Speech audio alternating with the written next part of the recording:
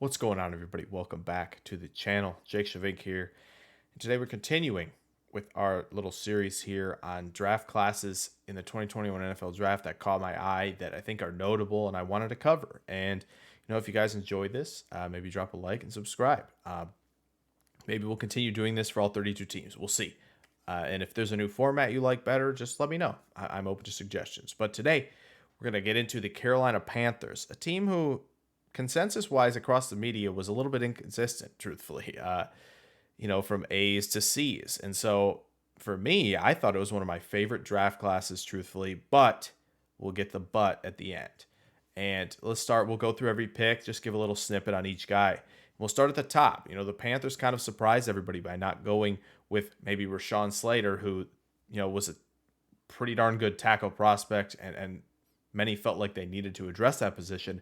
Did not. Instead, decided to go with J.C. Horn at 8, a corner who is physical and press man, and is going to be the guy that they're going to trust now in that secondary, which has had guys like Dante Jackson and now Troy Pride last year who haven't really stepped up to the plate to be the number one guy on the perimeter. He's going to be that guy now. Horn is, to lock up guys like Thomas, Evans, Godwin, Julio Jones if he stays, Calvin Ridley, of course. So all these guys in the NFC South that are talented players, J.C. Horn's going to have to go up against them, a lot every year and hopefully be that lockdown guy for them. Obviously, the real question is with the scheme they're running in Carolina, is he going to get that chance to play up in your face press man coverage? Hopefully that is the case because that's where he has succeeded the most in his career in college so far. So hopefully that they have a plan for Horn, and hopefully he succeeds in the role he's given. And we don't look back as that being the biggest question mark, because obviously at 8, there was another player on the board that we'll get to at the end that the Carolina Panthers could have selected as well. But moving on, Terrace Marshall, a player who little inconsistent, little bit of variance with the analysts and media on where he was at. Obviously, a leg issue came up later in the process that maybe dropped his stock a little bit. But again, the Carolina Panthers sitting there, ahead of the Saints, decided, what, we're going to go get this guy because there was rumor the Saints wanted to add Terrace Marshall. So Marshall now goes back, is going to play with Joe Brady again as his offensive coordinator this time rather than passing game coordinator, but still gets that familiarity with the Joe Brady scheme and is going to potentially play that X role or maybe a little bit in the slot with guys like DJ Moore and Robbie Anderson already in-house. This is a great trio for now Sam Darnold at quarterback to hopefully get his career on track with. And he's got obviously Brady as well to help him out. But Terrace Marshall, what he brings, obviously at the catch point, he's phenomenal. He's going to win there a lot. He tracks the ball well. He's got that acceleration after the catch. So in a system that does take advantage of the quick game as well as every level of the field, he's going to be effective at all 3 levels. So a really well done by Carolina there, truthfully, at the end of the second round. Then they go into the third. Brady Christensen, guy who has a ton of experience at tackle and has the athleticism and can get out in space, do a lot of different things, and was really a good zone scheme fit, truthfully, but can also has the versatility to play every spot on the offensive line. And we're maybe a little bit unsure if he's going to play tackle with his length, but still a pick that really helps out an offensive line that has been shaky for several seasons now. And obviously, again, getting all the pieces in place for your quarterback, Sam Darnold. Now, Christensen, well, I like the pick. I think a lot of people did as well because I think a lot of people saw that athleticism at tackle and saw his ability in pass protection, that combo. It's just the length, of course. So moving on, obviously, to Tommy Tremble, who, again, almost is going to act as a third tackle for you at times. He's an alpha, got the alpha mentality. He's a blocker. He's going to get after it. He's got good awareness.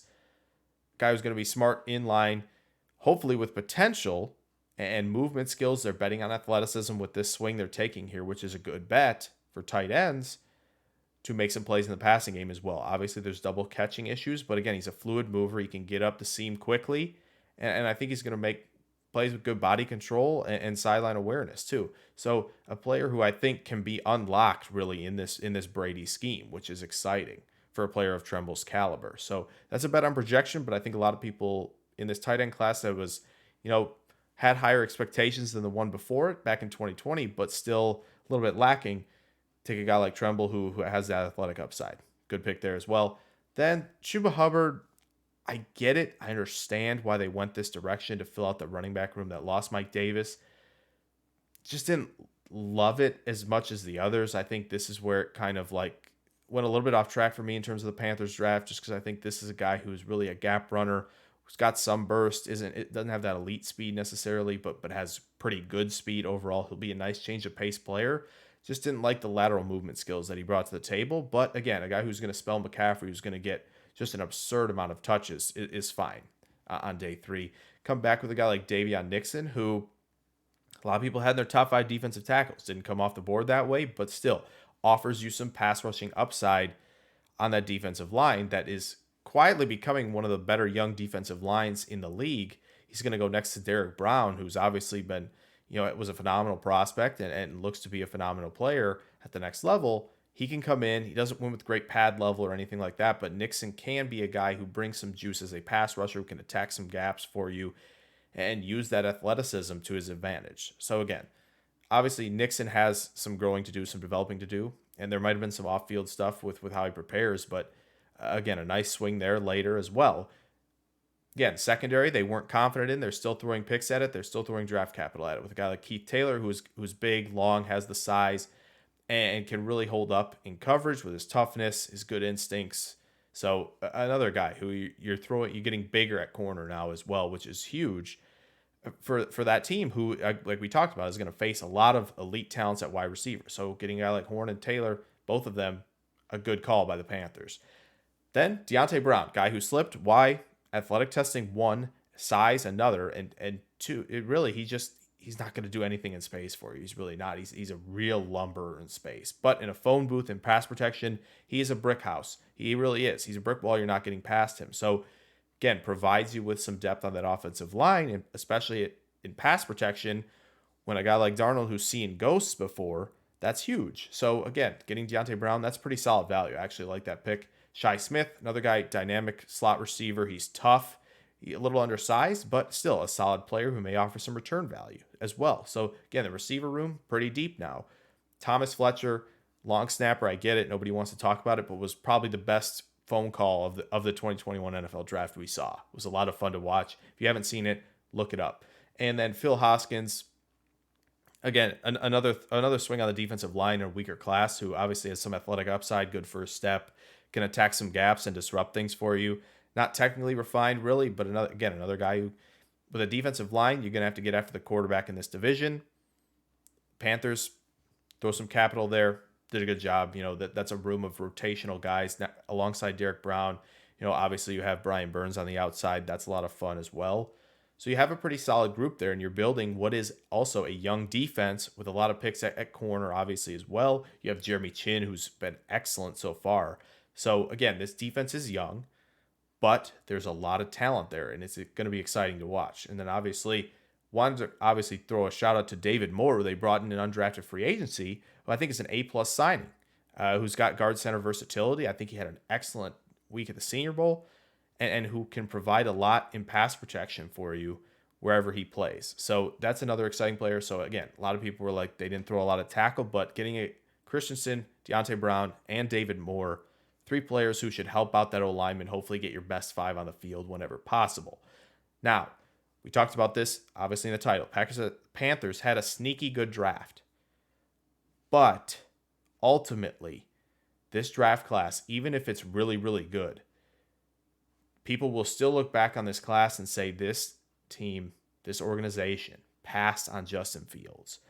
And especially if Justin Fields is very, very good, even if this draft class is good, you had the opportunity to put Fields in with Joe Brady and an offense that's continually getting better, and you didn't do it. So that's why I think a lot of people have this as a B+ draft. It would have been an A if Fields was the pick, or Slater, So the first round is what I think has a lot of people a little bit hesitant. But overall, I thought the Carolina Panthers did a very good job with their strategy. It's just going to come down to, is Sam Darnold the guy? We will see in 2021. So I hope you guys enjoyed this little breakdown of honestly one of my favorite classes in the 2021 NFL Draft, the Carolina Panthers. Thought they did a really good job. If you enjoyed this, maybe throw a like down there. Subscribe if you're new. If you're interested in more of these little draft recaps and maybe a different format, let me know. And until then, I'll see you guys very soon. Farewell.